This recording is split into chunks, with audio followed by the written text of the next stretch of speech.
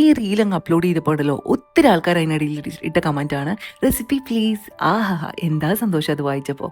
അപ്പം ഞാൻ വിചാരിച്ചു ഇതൊന്ന് കാണിച്ചു തരാമെന്ന്. കുറേ കാലമായില്ലേ ഞാൻ മുങ്ങിയെടുക്കണു. പ്രത്യേകിച്ചൊന്നുമില്ലടോ. നമ്മളുടെ എന്താ പറയണേ, മിക്സിയുടെ ജാർ അതങ്ങോട്ട് എടുക്കുക. എന്നിട്ട് ഈ നിരത്തി വെച്ചിരിക്കുന്ന സാധനത്തിൽ നിന്ന് ആദ്യം ഓട്സ് എടുത്തിട്ട് നല്ലോണം പൊടിച്ചങ്ങോട്ട് എടുക്കുക. അതിനകത്തേക്ക് കുറച്ച് ബട്ടർ മെൽറ്റ് ചെയ്ത് ഒഴിച്ചു കൊടുക്കുക.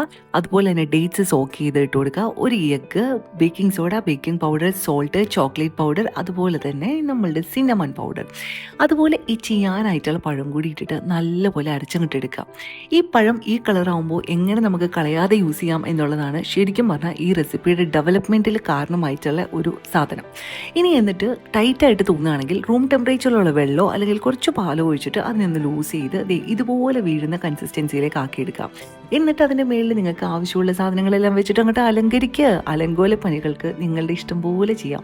ബ്ലൂബെറി നിങ്ങൾക്ക് വേണമെങ്കിൽ വെച്ച് കൊടുക്കാം, അതല്ലെങ്കിൽ ഉണക്കമുന്തിരി ആണെങ്കിലും വെച്ച് കൊടുക്കാം. നല്ല യമ്മി ആയിട്ടുള്ള ഹെൽത്തി ആയിട്ടുള്ള കേക്കാണ് കേട്ടോ.